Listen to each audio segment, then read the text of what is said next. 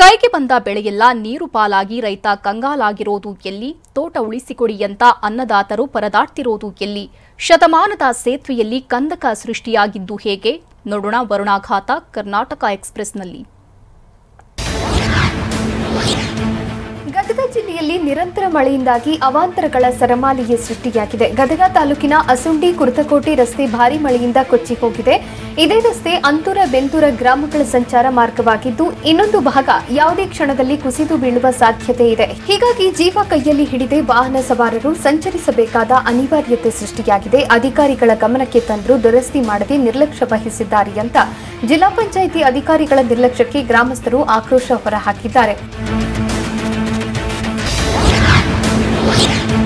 ಗದಗ ಜಿಲ್ಲೆಯಲ್ಲಿ ಮಲಪ್ರಭಾ ನದಿ ಬೋರ್ಗರೆತ ರಣಭೀಕರವಾಗಿದೆ. ನದಿಯ ಅಬ್ಬರಕ್ಕೆ ಪೇರಲ ಕಬ್ಬು ಬೆಳೆಗಳು ಜಲಾವೃತವಾಗಿದೆ. ನರಗುಂದ ತಾಲೂಕಿನ ಕೊಣ್ಣೂರ ವಾಸನಬೂದಿಹಾಳ ರೈತರು ತತ್ತರಿಸಿ ಹೋಗಿದ್ದಾರೆ. 400ರಿಂದ 500 ಎಕರೆ ಬೆಳೆದ ಬೆಳೆಗಳು ಸರ್ವನಾಶವಾಗಿದೆ. ಕಟಾವಿಗೆ ಬಂದಿದ್ದ ಪೇರ್ಲ ಬೆಳೆಗೆ ನೀರು ನುಗ್ಗಿ ಅನ್ನದಾತರು ಗೋಳಾಡುವಂತಾಗಿದೆ. ಕೊಣ್ಣೂರ ಪೇರ್ಲಕ್ಕೆ ಬೇರೆ ರಾಜ್ಯಗಳಲ್ಲಿ ಡಿಮ್ಯಾಂಡ್ ಇದ್ದು 4 ವರ್ಷಗಳಿಂದ ಪ್ರವಾಹದ ಮೇಲೆ ಪ್ರವಾಹ ಬರ್ತಿರೋದ್ರಿಂದ ರೈತರ ಬದುಕಿಗೆ ಕಷ್ಟವಾಗಿದೆ. ಇನ್ನು ಗದಗ ಜಿಲ್ಲೆಯಲ್ಲಿ ನರಗುಂದ ತಾಲೂಕಿನ ಕೊಣ್ಣೂರ ವಾಸನಾಳ ಗ್ರಾಮದ ರೈತರು ಮಲಪ್ರಭಾ ನದಿ ಅಬ್ಬರದಿಂದ ಕಂಗಾಲಾಗಿದ್ದು, ಅಧಿಕಾರಿಗಳು ಜನಪ್ರತಿನಿಧಿಗಳ ವಿರುದ್ಧ ಕಿಡಿಕಾರ್ತಿದ್ದಾರೆ. ಮಹಾರಾಷ್ಟ್ರ, ಕೇರಳ, ತಮಿಳುನಾಡು ಸೇರಿ ವಿವಿಧ ರಾಜ್ಯಗಳಿಗೆ ರಫ್ತಾಗುವ ಕೊಣ್ಣೂರ ಪೇರ್ಲ ಭಾರೀ ಡಿಮ್ಯಾಂಡ್ ಇದೆ. ಆದರೆ ನದಿಯಲ್ಲಿ ಹೂಳು ತೆಗೆಯದೇ ಇರೋದೇ ಸಮಸ್ಯೆಯಾಗಿದೆ ಅಂತ ರೈತರು ಆರೋಪಿಸುತ್ತಿದ್ದಾರೆ. ನದಿ ಸರ್ವೆ ಮಾಡಿ ಹೂಳು ತೆಗೆದ್ರೆ 1 ಲಕ್ಷ ಕ್ಯೂಸೆಕ್ ನೀರು ಬಿಟ್ಟರು ಏನೂ ಆಗಲ್ಲ ಅಂತ ಸರ್ಕಾರಕ್ಕೆ ಒತ್ತಾಯಿಸಿದ್ರು. ದಾವಣಗೆರೆ ಜಿಲ್ಲೆಯಲ್ಲಿ ಮಳೆ ಅವಾಂತರಕ್ಕೆ ಅನ್ನದಾತರ ಪಾಡು ಹೇಳತೀರದಾಗಿದೆ. ದಾವಣಗೆರೆ ತಾಲೂಕಿನ ಕೆರೆಯಾಗಲಹಳ್ಳಿಯಲ್ಲಿ ಅಡಕೆ ತೋಟ ಕೆರೆ ಹಿನ್ನೀರಿನಲ್ಲಿ ಸಂಪೂರ್ಣ ಮುಳುಗಡೆಯಾಗಿದೆ. ಅಣಜಿ ಕೆರೆ ಭರ್ತಿಯಾಗಿ 300 ಎಕರೆ ಅಡಿಕೆ ತೋಟಕ್ಕೆ ನೀರು ನುಗ್ಗಿದೆ. ಹೀಗಾಗಿ ಅಡಿಕೆ ಕೊಯ್ಲು ಮಾಡಲು ರೈತರು ಹರಸಾಹಸ ಪಡಬೇಕಾದ ಪರಿಸ್ಥಿತಿಗೆ ಸಿಲುಕಿದ್ದಾರೆ. ತೆಪ್ಪ ಬಳಸಿಕೊಂಡು ಅಡಕೆ ಕೊಯ್ಲು ಮಾಡಬೇಕಾದ ಅನಿವಾರ್ಯತೆ ರೈತರಿಗೆ ಬಂದಿದೆ. ನಿರಂತರ ಮಳೆಯಿಂದ ಅಡಕೆ ತೋಟ ಸಂಪೂರ್ಣ ನೀರಿನಲ್ಲಿ ಮುಳುಗಡೆಯಾಗಿದೆ. ಅಣಜಿ ಕೆರೆ ಧಾರಾಕಾರ ಮಳೆಯಿಂದ ತುಂಬಿ ಕೋಡಿ ಬಿದ್ದಿದೆ. ಹೀಗಾಗಿ ಹೆಚ್ಚುವರಿ ನೀರು ಹೊರಹೋಗಲು ಕ್ರಮ ಕೈಗೊಳ್ಳಿ ಅಂತ ರೈತರು ಮನವಿ ಮಾಡುತ್ತಿದ್ದಾರೆ. ಕೆರೆ ಹಿನ್ನೀರಿನ ಸಮಸ್ಯೆಯಿಂದಾಗಿ ಅಡಕೆ ಬೆಳೆಯನ್ನ ಕಳೆದುಕೊಳ್ಳುವ ಭೀತಿ ರೈತರನ್ನ ಕಾಡ್ತಾ ಇದೆ. ಸರ್ಕಾರದ ಮುಂದೆ ತಮ್ಮ ಅಡಕೆ ತೋಟ ಉಳಿಸಿಕೊಡಿ ಅಂತ ಮನವಿ ಮಾಡುತ್ತಿದ್ದಾರೆ. ರಾಜ್ಯದಲ್ಲಿ ಸುರಿತಾ ಇರೋ ಮಳೆ ಸಾಲು ಸಾಲು ಅವಾಂತರಗಳನ್ನು ತಂದೊಡ್ಡಿದೆ. ಚಿಕ್ಕಮಗಳೂರು ಜಿಲ್ಲೆ ಮೂಡಿಗೆರೆಯ ಬೆಟ್ಟದ ಮನೆ ಬಳಿಯ ಶತಮಾನದ ಸೇತುವೆಯಲ್ಲಿ ಕಂದಕ ಸೃಷ್ಟಿಯಾಗಿದೆ. ಹೇಮಾವತಿ ನದಿಗೆ ಅಡ್ಡಲಾಗಿ ಕಟ್ಟಿರುವ ಬೃಹತ್ ಸೇತುವೆ ಇದಾಗಿದ್ದು, ಮೂಡಿಗೆರೆ ಸಕಲೇಶಪುರಕ್ಕೆ ಸಂಪರ್ಕ ಕಲ್ಪಿಸುತ್ತೆ. ಸೇತುವೆಯ ಮೇಲ್ಪದರ 3 ಅಡಿಗೂ ಹೆಚ್ಚು ಕುಸಿದು ಬಿದ್ದಿದೆ. ಕಂದಕದ ಸುತ್ತಮುತ್ತ ಮತ್ತಷ್ಟು ಬಿರುಕು ಬಿಡುವ ಸಾಧ್ಯತೆ ಇದೆ. ಹೀಗಾಗಿ ಸೇತುವೆಯಲ್ಲಿ ಕಂದಕ ಸೃಷ್ಟಿಯಾಗಿರುವುದರಿಂದ ಆತಂಕ ಹೆಚ್ಚಾಗಿದೆ. ವಿಷಯ ತಿಳಿತಾ ಇದ್ದಂತೆ ಅಧಿಕಾರಿಗಳು ಸ್ಥಳಕ್ಕಾಗಮಿಸಿ ಪರಿಶೀಲನೆ ನಡೆಸಿದ್ದಾರೆ.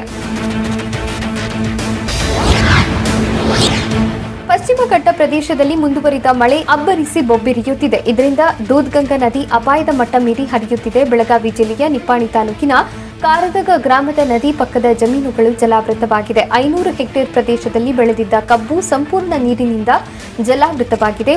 1 ತಿಂಗಳಲ್ಲಿ 2ನೇ ಬಾರಿಗೆ ನೀರು ನುಗ್ಗಿ ಬೆಳೆ ಹಾನಿಯಾಗಿದೆ. ಕೈಗೆ ಬಂದ ಫಸಲು ಕಳೆದುಕೊಂಡು ರೈತರು ಕಂಗಾಲಾಗಿದ್ದಾರೆ. ಬಾಗಲಕೋಟೆ ಜಿಲ್ಲೆ ಬಾದಾಮಿ ತಾಲೂಕಿನ ಗೋಬನಕೊಪ್ಪ ಬಳಿ ಮಲಪ್ರಭಾ ನದಿಯ ಪ್ರವಾಹದಿಂದಾಗಿ ಸೇತುವೆ ಮುಳುಗಡೆಯಾಗಿದೆ. ಗೋಬನಕೊಪ್ಪ ಹಾಗೂ ಕೊಣ್ಣೂರ ಹಳೆ ಸೇತುವೆ ಸಂಪರ್ಕ ಬಂದಾಗಿದೆ. ಬಾದಾಮಿ ಹಾಗೂ ಹುನಗುಂದ ತಾಲೂಕಿನ ಮಲಪ್ರಭಾ ತೀರದಲ್ಲಿ ಪ್ರವಾಹದ ಆತಂಕ ಎದುರಾಗಿದೆ. ಸೇತುವೆ ಮೇಲೆ 6 ಅಡಿಗೂ ಹೆಚ್ಚು ನೀರು ತುಂಬಿಕೊಂಡಿದೆ. ಅಷ್ಟೇ ಅಲ್ಲ, ಗೋಬನಕೊಪ್ಪ ಮಲಪ್ರಭಾ ತೀರದಲ್ಲಿ 100 ಎಕರೆ ಕಬ್ಬು ಬೆಳೆ ಜಲಾವೃತವಾಗಿದೆ.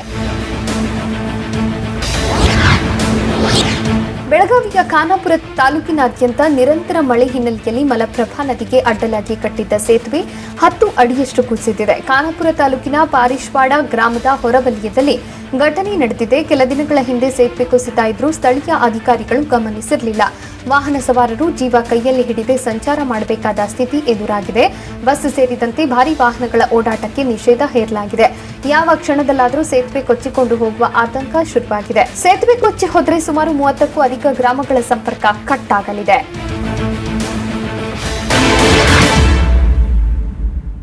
ಮಳೆ ನೀರು ಹಿಡಿದಿಡಲು ಭರ್ಜರಿ ಕಸರತ್ತು ನಡೆದಿದ್ದು ಎಲ್ಲಿ? ಊಟಕ್ಕೆ ಕುಳಿತಾಗ ಮನೆ ಕುಸಿತ, ಮನೆಯಲ್ಲಿದ್ದವರು ಪಾರಾಗಿದ್ದು ಹೇಗೆ? ಜಲಾಸುರನ ಹೊಡೆತಕ್ಕೆ 16 ಗ್ರಾಮಗಳಿಗೆ ಕಂಟಕ ಎದುರಾಗಿದ್ದು ಎಲ್ಲಿ? ನೋಡೋಣ ಪ್ರವಾಹ ಭೀತಿ ಕರ್ನಾಟಕ ಎಕ್ಸ್‌ಪ್ರೆಸ್‌ನಲ್ಲಿ.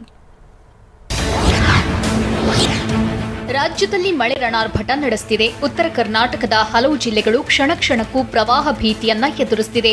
ಕೆಲವು ಜಿಲ್ಲೆಗಳಲ್ಲಿ ಈಗಾಗಲೇ ಪ್ರವಾಹ ಪರಿಸ್ಥಿತಿ ಉಂಟಾಗಿದೆ. ಜಮೀನುಗಳಿಗೆ ನೀರು ನುಗ್ಗಿ ಅನ್ನದಾತರು ಸಂಕಷ್ಟ ಎದುರಿಸುತ್ತಿದ್ದಾರೆ. ಮತ್ತೊಂದೆಡೆ ನದಿಗಳ ಭೋರ್ಗರೆತವಂತೂ ಜನರ ಎದೆಯನ್ನ ನಡುಗಿಸಿದೆ. ದಾವಣಗೆರೆ ಜಿಲ್ಲೆಯ ಜಗಳೂರು ತಾಲೂಕಿನ ಪಾಲನಾಯಕನಕೋಟೆಯಲ್ಲಿ ಮಳೆ ನೀರು ಹಿಡಿದಿಡಲು ಭರ್ಜರಿ ಕಸರತ್ತು ನಡೆದಿದೆ.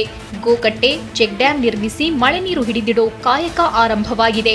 ಗ್ರಾಮ ಪಂಚಾಯಿತಿಯಿಂದ ವಿನೂತನ ಪ್ರಯತ್ನ ನಡೆದಿದ್ದು, ಉದ್ಯೋಗ ಖಾತ್ರಿ ಯೋಜನೆಯಡಿ 400 ಕಾರ್ಮಿಕರನ್ನ ಬಳಸಿಕೊಂಡು ಕಾಮಗಾರಿ ನಡೆಸಲಾಗುತ್ತಿದೆ. 1 ತಿಂಗಳಿನಿಂದ ಉತ್ತಮ ಮಳೆಯಾಗಿದ್ದು ನೀರು ಹಳ್ಳಕೊಳ್ಳಗಳ ಪಾಲಾಗ್ತಿದೆ. ಹೀಗಾಗಿ ಪರಿಸ್ಥಿತಿ ಅರಿತು ಮಳೆ ನೀರು ಸಂಗ್ರಹಕ್ಕೆ ವಿಶಿಷ್ಟ ಯೋಜನೆ ಆರಂಭಿಸಿದ್ದಾರೆ.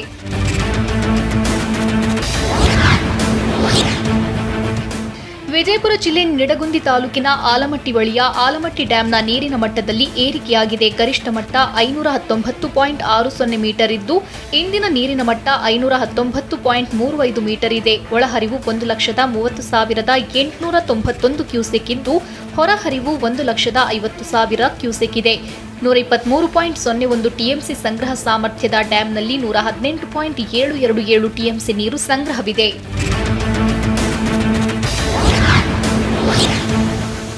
ಬೀದರ್ ಜಿಲ್ಲೆಯ ಭಾಲ್ಕಿ ತಾಲೂಕಿನ ಖಾನಾಪುರ ಗ್ರಾಮದ ಅರಣ್ಯದಲ್ಲಿರೋ ದೇವಸ್ಥಾನದಲ್ಲಿ ಜಲಪಾತ ಸೃಷ್ಟಿಯಾಗಿದೆ. ಮಳೆಯಿಂದಾಗಿ ಐತಿಹಾಸಿಕ ಗಾಯಮುಖ ದೇವಸ್ಥಾನದಲ್ಲಿ ಜಲರಾಶಿ ವೈಭವ ಹೆಚ್ಚಾಗಿದೆ. 100 ವರ್ಷಗಳಷ್ಟು ಪುರಾತನ ಗಾಯಮುಖ ಗುಪ್ತಲಿಂಗ ದೇವಸ್ಥಾನದಲ್ಲಿ 50 ಅಡಿ ಎತ್ತರದಿಂದ ನೀರು ಸುರಿಯುತ್ತಿದೆ. ಚಿಕ್ಕದಾದ ಜಲಪಾತ ನೋಡಿ ಭಕ್ತರು ಸಂಭ್ರಮಿಸಿದ್ರು. ಇದೇ ಮೊದಲ ಬಾರಿಗೆ ದೇವಸ್ಥಾನ ಪಕ್ಕದಲ್ಲಿ ಜಲಪಾತ ಸೃಷ್ಟಿಯಾಗಿದ್ದು ಭಕ್ತರು ಆಶ್ಚರ್ಯಗೊಂಡಿದ್ದಾರೆ.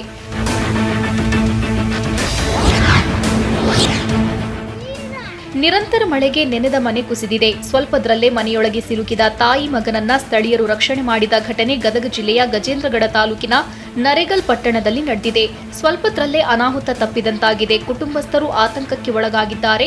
ಅಷ್ಟೇ ಅಲ್ಲ, ಮಣ್ಣಿನ ಮನೆಗಳಲ್ಲಿ ಜೀವನ ಮಾಡೋ ಕುಟುಂಬಗಳಿಗೆ ಭಯ ಶುರುವಾಗಿದೆ. ಯಾವಾಗ ಏನಾಗುತ್ತೋ ಅನ್ನೋ ಆತಂಕ ಎದುರಾಗಿದೆ. ಶರಣಪ್ಪ ಮಡಿವಾಳರ ಎಂಬುವರಿಗೆ ಸೇರಿದ ಮನೆ ಕುಸಿದಿದೆ.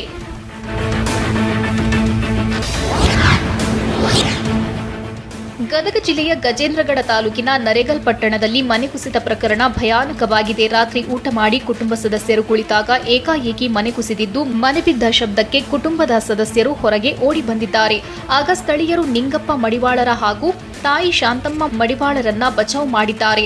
ಇಬ್ಬರಿಗೂ ಸಣ್ಣ ಪುಟ್ಟ ಗಾಯವಾಗಿದೆ. ಆದರೆ ನರೇಗಲ್ ಪಟ್ಟಣ ಪಂಚಾಯಿತಿ ಅಧಿಕಾರಿಗಳು ಭೇಟಿ ನೀಡಿ ಕುಟುಂಬಕ್ಕೆ ಧೈರ್ಯ ಹೇಳುವ ಕೆಲಸ ಮಾಡಿಲ್ಲ. ಪರ್ಯಾಯ ವ್ಯವಸ್ಥೆಯೂ ಮಾಡಿಲ್ಲ ಅಂತ ಕುಟುಂಬ ಆಕ್ರೋಶ ಹೊರಹಾಕಿದೆ.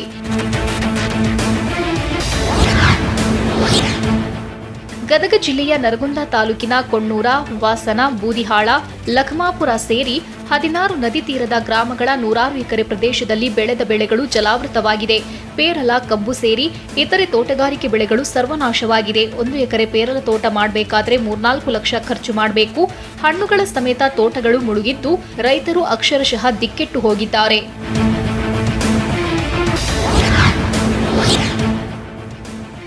ಮೈಸೂರು ಜಿಲ್ಲೆ ಹುಣಸೂರು ತಾಲೂಕಿನ ಕೋಣನಹೊಸಹಳ್ಳಿಯಲ್ಲಿ ಆನೆಯ ತಡೆಗೋಡೆ ಕುಸಿತವಾಗಿದೆ.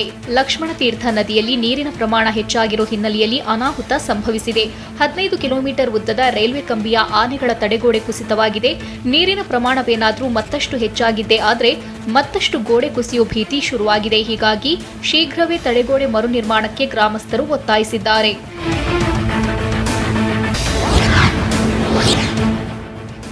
ಮಹಾರಾಷ್ಟ್ರದ ಕೊಲ್ಹಾಪುರ ಜಿಲ್ಲೆಯ ಶಿರೋಳ ತಾಲೂಕಿನ ನರಸಿಂಹವಾಡಿ ದತ್ತ ಮಂದಿರ ಮತ್ತೆ ಮುಳುಗಡೆಯಾಗಿದೆ. 2 ತಿಂಗಳ ಅವಧಿಯಲ್ಲಿ 3ನೇ ಬಾರಿಗೆ ದೇವಸ್ಥಾನ ಜಲಾವೃತವಾಗಿದ್ದು, ದೇವಸ್ಥಾನ ಮುಳುಗಡೆಯಾದರೂ ಸಹ ಭಕ್ತರು ನಡುಮಟ್ಟದ ನೀರಲ್ಲೇ ದೇವರ ದರ್ಶನ ಪಡೆಯುತ್ತಿದ್ದಾರೆ.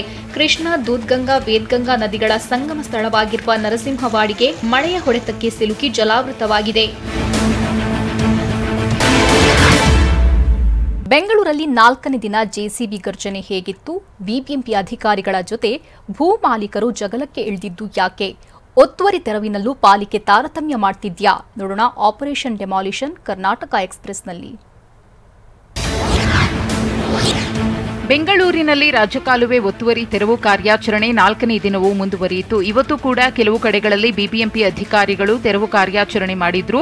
ಬಿಬಿಎಂಪಿ ಅಧಿಕಾರಿಗಳು 3 ದಿನಗಳಲ್ಲಿ 30 ಕಟ್ಟಡಗಳ ಕಾಂಪೌಂಡ್ ಮತ್ತು ಸೈಡ್ ಸ್ಟ್ರಕ್ಚರ್ಗಳನ್ನು ತೆರವು ಮಾಡಿದ್ರು. ಹೀಗಾಗಿ ಇಂದು ಕೂಡ ಜೆಸಿಬಿ ಆರ್ಭಟ ನಡೆಸಿದ್ದು ಹಲವೆಡೆ ಒತ್ತುವರಿ ತೆರವು ಕಾರ್ಯಾಚರಣೆ ನಡೆದವು. ಇನ್ನು ಯಲಹಂಕದಲ್ಲಿರುವ ಡ್ರೀಮ್ ಲ್ಯಾಂಡ್ ಅಪಾರ್ಟ್ಮೆಂಟ್ನಲ್ಲೂ ಬಿಬಿಎಂಪಿ ಜೆಸಿಬಿಗಳು ಘರ್ಜಿಸಿದ್ವು. ಯಲಹಂಕದ ಸಿಂಗಾಪುರ ಕೆರೆಯಿಂದ ಅಬ್ಬಿಗೆರೆಗೆ ಸಂಪರ್ಕಿಸುವ ತೂಬುಗಾಲುವೆಯನ್ನ ಒತ್ತುವರಿ ಮಾಡಿಕೊಳ್ಳಲಾಗಿದೆ. 2.4 ಅಡಿ ಅಗಲ ಹಾಗೂ 75 ಮೀಟರ್ ಉದ್ದದ ತೂಬುಗಾಲುವೆ ಅತಿಕ್ರಮಣ ಮಾಡಿ ಸೆಕ್ಯೂರಿಟಿ ಕಚೇರಿ ನಿರ್ಮಾಣ ಮಾಡಲಾಗಿತ್ತು. ವೈರಿಂಗ್ ಸಿಸಿ ಕ್ಯಾಮೆರಾ ತೆಗೆಯಲು ಸೂಚಿಸಿದ್ದರೂ ತೆರವು ಮಾಡಿರಲಿಲ್ಲ. ಹೀಗಾಗಿ ಇಂದು ಎಂಟ್ರಿ ಕೊಟ್ಟ ಅಧಿಕಾರಿಗಳು ಸೆಕ್ಯೂರಿಟಿ ಕಚೇರಿ ಕಟ್ಟಡವನ್ನು ನೆಲಸಮಗೊಳಿಸಿದ್ರು.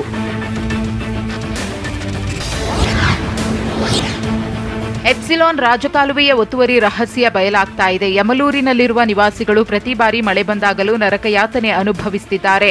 ಯಾಕಂದ್ರೆ ಎಪ್ಸಿಲಾನ್ನಿಂದ ಒತ್ತುವರಿಯಾಗಿದ್ದು ಅದಕ್ಕೆ ಡಿಸೀಲಿಂಗ್ ಮಾಡಿಸಲಾಗಿದೆ. ಒಳಗೆ ವಾಸನೆ ಬರುತ್ತೆ ಅಂತ ರಾಜಕಾಲುವೆಗೆ ಬಾಕ್ಸ್ ಮಾಡಿದ್ದಾರೆ. ಹೀಗಾಗಿ ಅದನ್ನ ಡ್ರಿಲ್ ಮಾಡಿ ಒಡೆದು ಹೊರತೆಗೆಯೋಕೆ ಬುಲ್ಡೋಸರ್ ಕಾರ್ಯಾಚರಣೆ ಮಾಡಲಾಯಿತು.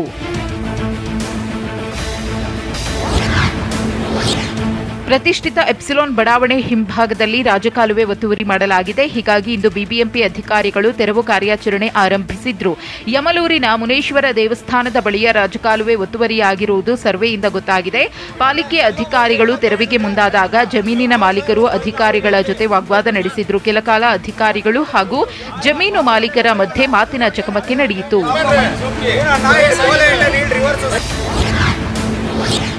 ಯಮಲೂರಿನ ಸುತ್ತಮುತ್ತ 200 ಎಕರೆ ಜಮೀನನ್ನ ಎಪ್ಸಿಲಾನ್ನವರು ಕೊಂಡುಕೊಂಡಿದ್ದಾರೆ. ಇಷ್ಟೆಲ್ಲ ಕೋಟ್ಯಾಂತರ ರೂಪಾಯಿ ಹಣ ಇದ್ರೂ ರಾಜಕಾಲುವೆಗೆ ಜಾಗ ಬಿಟ್ಟಿಲ್ಲ.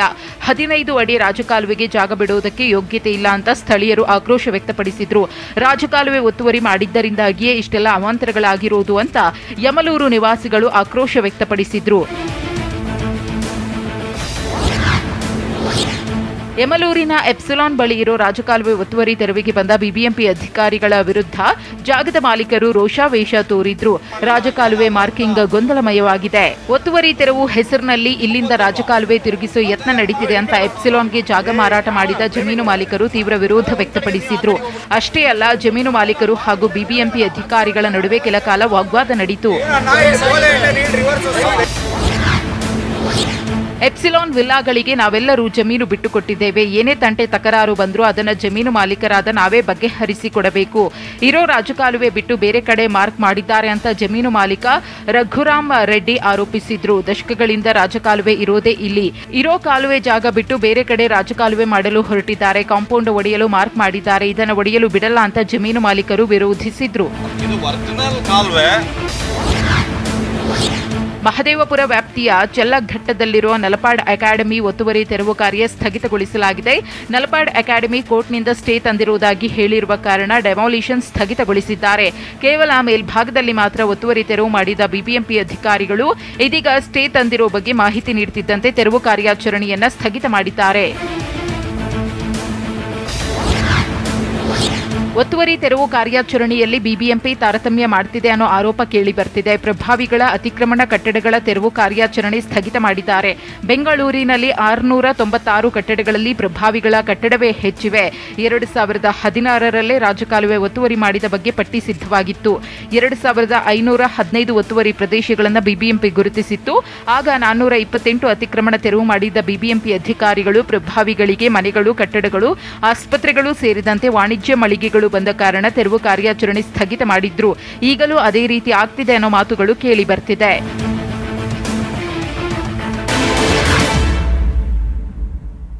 ಪರಿಷತ್ನಲ್ಲಿ ಮತಾಂತರ ನಿಷೇಧ ಫೈಟ್ ಹೇಗಿತ್ತು ಮಾತಿನ ಸಮರ.